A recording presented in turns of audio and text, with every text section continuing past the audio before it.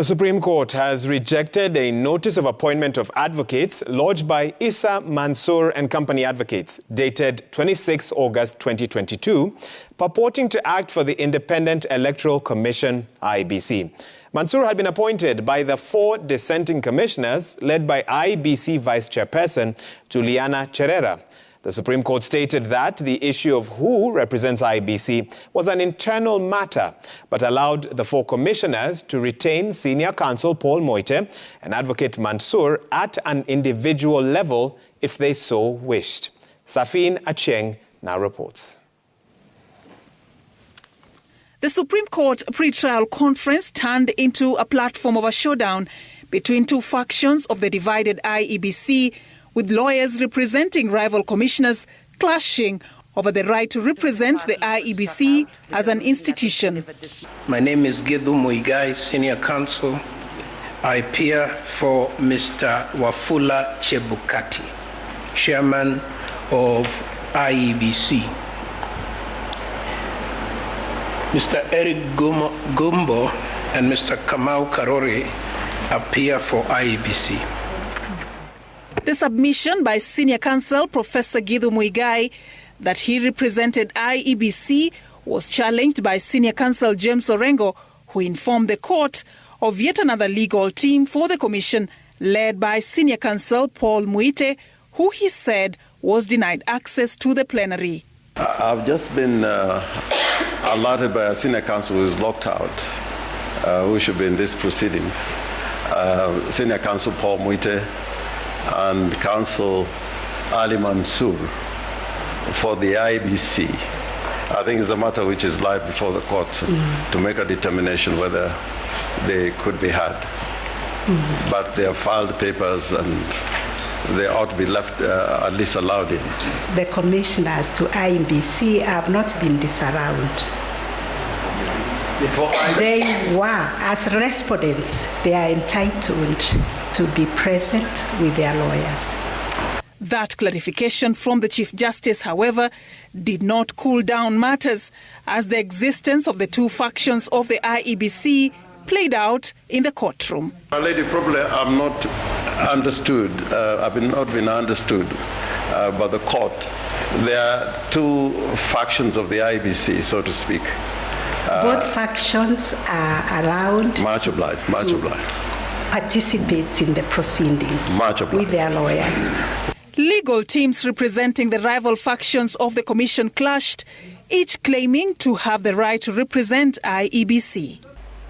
As far as I am concerned with ISSA, as I indicated, we rely on a resolution by 4 of the 7 commissioners.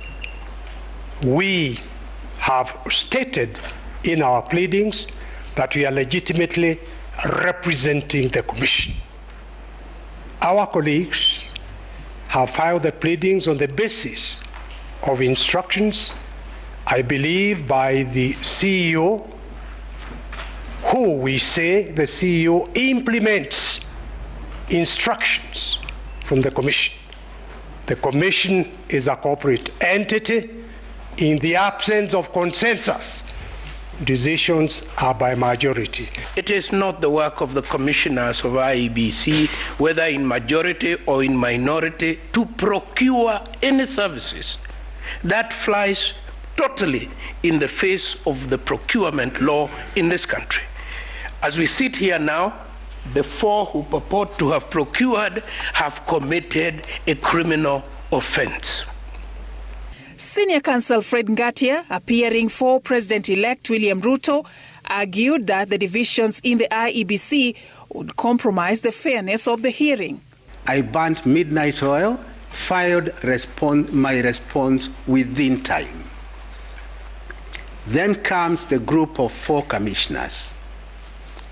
On 26th August, they have filed a response to the petition. They are filing this under the pretext they are respondents. They file a response. It is not a response. It is a new petition. Why can't all of them appear for the IEBC? all the senior counsel can appear for IEBC, so that the court is richer with submissions from all parties, so that we hear the Chebukati faction and the Cherere faction, and I think the court then can make a good decision.